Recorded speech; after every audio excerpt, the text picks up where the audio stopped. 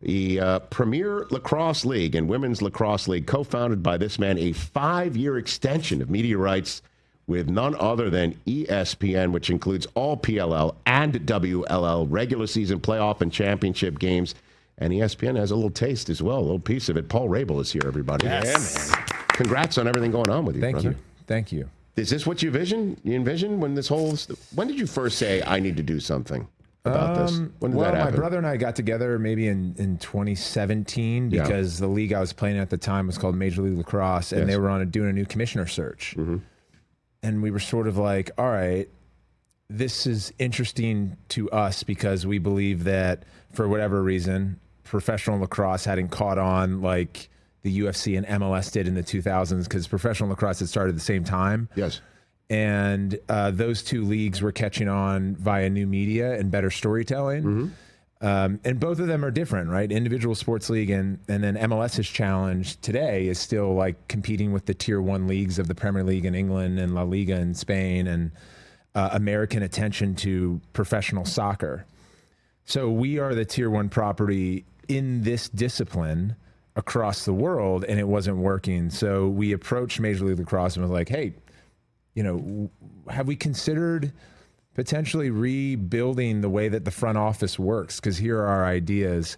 And they were like, not interested, and understood. Like, okay, an athlete having the gall to come in and be like, hey, I've got it, guys. I know. Yeah. I know where this thing can go. But once you get under the hood and start looking more and more, that was what sort of began the process for us to say, okay, if it doesn't change, maybe we start something new and go raise capital and convince the players to come join us. And that's what happened in 2019. So 2019 was the big moment? That was the launch, yeah. And so all that has to happen after that crazy. Was a pandemic that had to, really put a wrinkle in things. Didn't see that one coming, did you, Paul? No, and I'm glad our investors didn't either, because we wouldn't have been able to raise capital. If we were like, oh, we're going to launch this league, and then next year face a global pandemic have to figure it all out again. Right. But so 2019 was the big watershed moment? That was it? Or would you say it was this 5-year deal with ESPN? Well, I mean, you got to launch, and it's really hard to launch, especially a sports league. Because if you look at the entrepreneurs that are celebrated today in Silicon Valley, like, they don't have a hard start. Mm-hmm. They can prolong the launch of a product until they get it right. Yes. But because there was competition and we had 200 players sign a deal with us, we had to start on June 1, 2019. So like every day in our office, there was a ticker, like 135 days the first game, 134 days. Sounds like the bear. And we had to come up with team names, get venue deals, hire refs, hire coaches, GMs, like build marketing, legal, media. Damn, man. Ticket sales team. Did you know how to do this? Just figured it out on the way. Yeah. Just hit the light switch every time? Tried, yeah. And got a lot of shit wrong along the way. And then sort of sorry about that. It's okay, brother. All good. It's okay. That means you're comfortable. We're very comfortable back on set here. Okay, very good. No, keep going. Go ahead. A button for that, so it's fine. You have a button for that. Yeah. So it was Livingston, New Jersey's Mike Del Tufo was. I assume you were on that one, right? We're good. Okay, good catch. Kick saving a beauty. Appreciate that. Nice save. Yeah, good goaltending. Nice save. My brother was a goaltender. Yeah. Okay. Sorry. Go on. But yeah, it was really hard. And we evolved. Like, we outsourced some parts of the business, and ticket sales was one of them. And it's turns out really hard to sell tickets to a live sporting event. The way I liken it is, every year around the holiday or birthday, we'll decide if we're fortunate enough to host an event at our house, me and you. Sure. And I'll pay for the booze, I'll pay for the food. There's parking alongside the street outside my house. And you're still nervous the day of if people are going to show up, because people have other plans. But in sports, you're charging an average ticket price of $50, call it. People have to pay for parking, concessions. They're paying for their family. They're sitting in the summer heat at 1 o'clock on a Saturday with other things to do. It's really hard to sell tickets. And if you look at NBA franchises, they often have 80% capacity in season ticket holders, and they have a 40-person ticket sales team to sell 2,000 tickets twice a week. Right? It's just hard. So we brought that in. The pandemic, as you mentioned, came around, so we had to switch. And that actually helped grow our league because we were still small enough and nimble to move faster than the Big Four. And so we were the first to announce our bubble solution. and we're the first league to go back in July of 2020. So we were capturing all this airtime at the time on NBC. Yes. Where people were at home going, all right, I want to watch sports. So that actually helped us. And then to your point, now cutting this new 5-year deal with ESPN and them also investing is, I think, a huge validator. Yes. Congratulations on that. Thanks. Now comes the extra part about continuing that momentum. Right. What are you doing in 2025 that you're excited about? Well, it's been a solid start to the season.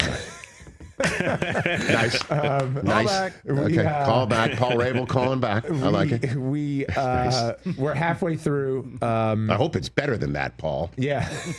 I'm sorry. We have some really good storylines that have developed, and I think that's one of the notes that I get, whether it's from Doc O'Connor, who was formerly a managing partner at CAA and now runs Arctos. He's on our board. Great storyteller. Good guy to have. Great guy. Yes. And we're at this phase where we're really leaning into the plot lines for players so that people can. I saw you guys talking about, obviously, Scotty Scheffler and the Open win, and the stories behind him come natural to you and other members of the media because that's what you guys do. And so how do we get lacrosse into that zeitgeist of conversation? Some of it is created by us, whether it's television film development department, and others is just, figuring out how to have these moments with our version of Heisman Trophy winners is the Touraton winners, and a Brennan O'Neill or a Pat Cavanaugh or a Jared Bernhardt, who was playing for the Atlanta Falcons and now into the PLL. Pushing those guys front and center brings in more casuals and allows people to feel hooked into the live broadcast. How about playing on a riverboat in the Chicago River? Yeah. That might get a headline. That got a headline, and it's a little bit of a gamble because it's expensive to set something like that up. One of our partners is Whirlpool, and we're like, okay, we're going to go into Chicago. Good idea. Yeah, let's tap into maybe some of the tourism components of when people go to Chicago. They go on the Chicago River and they tour the city. I think about Vince Vaughn and The Breakup and his character. Nice. That was on last night. It's like, okay, let's do that and play lacrosse. And you have this built-in audience because it turns out people hang out around the Chicago River and watch these boats go by. And so we're throwing lacrosse balls into the crowds, and it got picked up by a lot of outlets. And that's an example of, there's novelty to it. If we were to go back next year and do it, no one would care. Well, the deal is, Paul, is you want to clearly, just to get a little bit in the weeds here, you want to have something novel, right? But not degrade your product because you're doing again, the popularity of the Savannah Bananas, for instance, right? Is great. There's baseball at its center, but it's all about entertainment. You don't want to. You're about lacrosse here. That's right. You're about the actual. And I'm just bringing up the Savannah Bananas only because and have this discussion with us. That's what I'm saying. I bring the Savannah Bananas because they're insanely popular, more than some baseball teams right now. You could make an argument that they're one of the greatest draws all around right now. Yeah. But they're a novelty, right? You're not, but you want to do something novel like this, where Chicago, go to the river and watch PLL. You know. And you're expanding into women's sports as well, obviously. Yep. And so you got that going on, just diving into something that is absolutely exploding in terms of interest. And that's what you got to do, man. Yeah. And you got ESPN on your side, too, and LA 28 on top of it. Yeah, so we have ESPN on our side. We have lacrosse in the Olympics for the first time in 100 years. It'll be the first time women's lacrosse is in the Olympics ever. The game is exploding at the youth level. The college level, there's now double the amount of Division I women's programs as there are men's. So they don't have a pro league. We launched it with them. And they are extraordinary talent, especially on field and off field. Some of them are huge TikTok stars and all this stuff. That's helpful.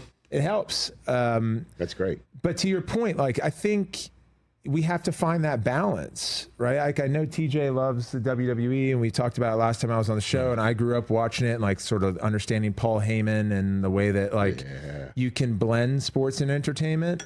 But Jesse Cole's challenge with Savannah Bananas will always be if he wants to build a competitive league, the whole thing changes. Of course. And right now he's got more of a concert series.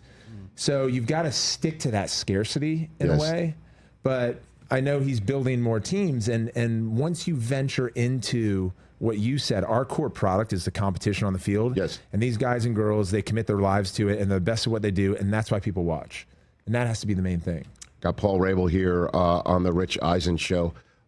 Any other like celebrity investors or anything like that? I mean, your Rolodex is deep, brother. Yeah. So I mean, what do you got here? Well, our board, I'll start there, is Joe Tsai, who owns the Brooklyn Nets and chairman of Alibaba. I mentioned Doc O'Connor. Peter Chernin and his group, Mike Kern sits on our board. So we have some of the best investors. Rain Group is also it's solid. in sports. That's a solid board. Yeah. Kevin Durant was our first sort of like Durant celebrity hooper, came in, launched a version of lacrosse with us called Street Lacrosse, which was basically saying, hey, can we create an N1 mixtape tour that's separate from the league that can lower accessibility and increase attention in markets that otherwise may have like not been interested in lacrosse? Yes. That's gone really well for us. We do have 2 new celebrity investors that I haven't announced yet. Okay. Like, are we about to do this now? Or you can't do it yet? I can't do it yet. No, you're not. You're not one of them, Chris. You're only a celebrity at the Kevin Rom charity golf Can tournament. we play the guessing game with you, Paul? And you just like scratch your head. But Well, maybe it's there's 3 other members of the Fantastic Four. Right. Right. Right. So Evan Moss is it? Pablo is it him? Pascal. That is amazing. Yeah. I haven't approached him with it. I try to steer clear of my fiance's work. Okay. And not put Understandable. myself in a pickle. But I do. But she. Is it Vanessa Tom played Cruise? lacrosse. Is Tom Cruise an investor? Tom is not. Okay. But Is it Rock? Tom gave me amazing advice about our business because we're a touring model, and one place that we want to get to is selling teams at some point where you have the force multiplier of owners that own venues and can compete against each other and raise awareness, right? Mm-hmm. But while we're not doing that, we don't own venues, so we basically are taking out 14 venues a year. And that's a challenge because our fans need to feel like when they especially pay for a ticket, they're going to the home game. Sure. So what did Tom Cruise tell you? So he's basically like, look, you're location searching. And when you get on site, you have to have your version of, a costume director to a stage manager. And if you're if you're in Salt Lake or in Denver, understand where the cameras are set at the venue and if there's a better location for them. And if that means building scaffolding on the other side so that you can shoot the audience that's packed where the press box is, because most venues shoot press box opposite. Yeah. And it's like invest in the scaffolding and understand like how the players are coming out on the field. All that stuff is producing, right? So he's a brilliant producer with he's Chris also- McHugh. He's And basically your director of photography That's of right. the PLL. Is yeah, that so Tom he's Cruise? like, how much you paying attention to that? And that was last year. So we sort of like jump around and have that mindset now. I thought he was going to tell you to do your own stunts. Get back in there and play, man. Suit up. Come on. he probably He would say that, actually. What he said. yeah. Jump off the top of the building and then... Right. His attention to detail is extraordinary. I really enjoy him. Basically, he gave you $1 million worth of game for free. That's it. Consulting. Yeah. Yeah. So let's keep going. Pedro Pascal, is he an investor now? Pedro is not yet, but he's got great hair, doesn't he? Oh my does. God! Got great hair. Does he? He's got it all right now. Yeah. He's pretty. I don't cool. know. Evan is a sportsman. Joe Quinn, sportsman. Evan, I'm a huge fan of his. He's so great. in the Bear. Yeah. He's spectacular. He's going to be good in the premiere tonight. The premiere's tonight. Tonight, I yeah. didn't even know that. Premieres tonight. What's up with that? I mean, we didn't get. Can you plus 4 He's not tonight? plus 4. Oh, What do you fantastic. mean? So wait a minute. So you're on the red carpet tonight. I mean, I'm gonna hang behind. What does it. that mean? It's does that not. mean? It's her thing. I understand that. Yeah, no, it's not for me. I'm gonna go and support. Wait a minute. Hold on a second. I'm gonna go and support. I'm but gonna it's go about here. them. I'm gonna go here. You can't be the +1, Paul. I thought you. I mean, no. I'm Are you the? I'm definitely the +1. Okay. I was I'm thinking saying like +4. I will avoid the red carpet because this is about her. Yeah, Right, that of makes, course. Oh, that makes obviously. sense. No, that makes. No, I'm that talking makes after sense. party +4. Oh, after party. Well, let's see if we can put a call in. And That's a no. It's down at the Dorothy downtown tonight. He's giving us the premiere. location. I mean, I know, so you can show up if you want. Guys, here's the it's weird meant to be good. It's meant to be really good. Paul Hauser's coming on No Contest Wrestling today, and Okay. you mean to tell me he's coming here, then going right to the premiere? That's all right. I don't know. I mean, I guess. I have no idea. Is he in the Fantastic Four as well? We're talking about the Fantastic Four, sir. I know. Okay, good. I know. I don't know. Maybe if I'm spoiling something. Okay, but no, I mean, here's my thing on celebrity investment is that a lot of leagues do it and teams do it, and my experience is it can either be a really expensive press release because you're making concessions. I love that. For usually because they have a lot of value, and the value is access to an audience. So what you want to do is you want to find someone who genuinely cares about the product, and that means they either played before at some point. They're excited about it. I think about like Matthew McConaughey and Texas football, right? That's probably been the best one so far. But he's not even an investor in Texas, but it would be so authentic to the athletic director of that department to be like, how do we work more closely with Matthew and give him skin in the game? Well, they call him a minister of Culture. Culture. Right. Minister of culture. Okay, yeah, there you go. And so like they gave him a title. Will Ferrell, LAFC, like they're Right. there, right? Yes. Lalit Modi, who built the Premier League in cricket over Yes. in India, he brought in celebrities to own teams that are there every game. So, like Kevin Durant, he came in and launched a property with us. If I were to bring on a celebrity in film and television, I would want them to co-produce or co-write a show with us and like have us build the next Ted Lasso. Yes. So that, and then they get compensated for that. That's how I think about bringing in good partners Sounds that are great, strategic. man. Did Durant ever play lacrosse? Durant never played, but he grew up in the DMV. Yeah. So, which is obviously lacrosse haven, right? Haven. The DMZ. Yeah. Right there in the middle. That's where you're from. You're from That's where I'm Maryland, from. right? From the Mid-Atlantic. Yeah. How? Pardon me if this is ignorant. So that's my heads up. Okay. How large does a lacrosse stick need to be if it's in Kevin Durant's hand? Well, that's a good question. So we had Thank you. Taco Fall come to Oh, our game okay. from Chicago. Outstanding. Great. Okay. Now, Yeah. okay. So we run this street lacrosse event in 3 of our markets a year, and we were in Chicago 2 weeks ago, and Lonzo Ball came and Taco Fall came, and like we were both teaching them lacrosse during the games. Did it look like a toothpick in his hand? So Taco, I'm trying to yes. picture Taco as a long stick defenseman. Exactly. So nailed it. And you give him a 6-foot pole, which is a defender's length. It's the longest. Yes. And it actually works like a short stick for him. So I was like, this is an ultimate hack for Taco Fall. funny. He could play defense. He have a defensive stick and play offense with it. That dude, like we were sitting, we have this, it was modeled after Dana White's President's section, President Row. So I have an area at the stadium, which I'd love to host you guys if you ever come to a game called President's Row. Sure. So I'm hosting Taco Fall there during the games later that night. And then like behind us is the audience. And it's probably like, a 7-foot barrier. And then they're like creeping over and asking for autographs and photos. And so most of us would go over there and we'll like sign an autograph and reach up, or they like toss a ball. There's this shot of Taco Fall, like literally his headline and these kids, and he's taking selfies with them. It was so funny. He's an amazing dude. He's 7'6", 7'6". feet 6 He's a inches for giant. anyone who doesn't know Taco. Yeah, I asked ChatGPT how many people in the world are 7'6" or above. What would your guys guess be? I would say that's Less than Less than 1,000. it has to be. Less than a dozen. Really? Couldn't believe it. I was shocked by that. How about that? Yeah, I mean, I have no idea. Maybe a bad prompt, maybe not accurate, but I that's don't know. what it told me. You never know. Wow. Well, everything else you're doing is right on point. Rabel's Places as well on ESPN Plus. Your life is you're crushing it, Paul, and I appreciate you coming here and being on this program. And the 5-year extension again through the decade. Renewal of media rights with ESPN includes all PLL and Women's Lacrosse League, WLL, regular season playoff and championship games. ESPN got a little piece as well. You wrote a book last year, Way of the Champion, and you're going to be red carpet worthy. What are you wearing tonight? What are you wearing tonight? Come on, Paul. Got some Todd slacks. Oh, and he's then I've dressing got down. a Jacquemus shirt. Okay. Okay. Simple. It's simple. No suit. Simple. Have you seen Prompt it? was blue tie, and I was like, hold on a second.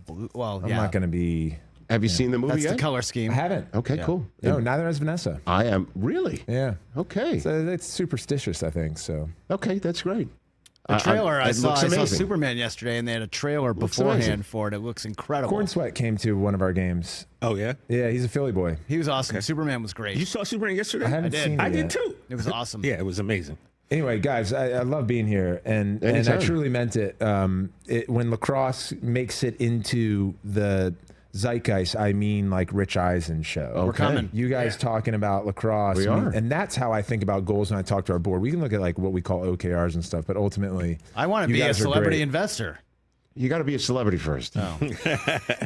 And have the money to invest. I'd You're, like to you're a do little some- shy, probably in both departments. I'd like to do some sideline reporting for you, Paul. Maybe add some flavor Oh to my it. God. I've got a lot of Lacrosse. orange. Guys, in me, let's man. just You say want yes. sideline reporting? I'm down with that, TJ. Yeah, let's say yes to President's Row The only and one work that's from there. qualified to Okay? even do anything. Let's start small. I can mix the games Ladies because and I gentlemen. actually do it. We'll start Livingston, New small. Jersey's finest. Paul Rabil, great to see you, sir. Catch the Rich Eisen Show live weekdays from 12 to 3 p.m. Eastern on Roku Sports Channel in the U.S.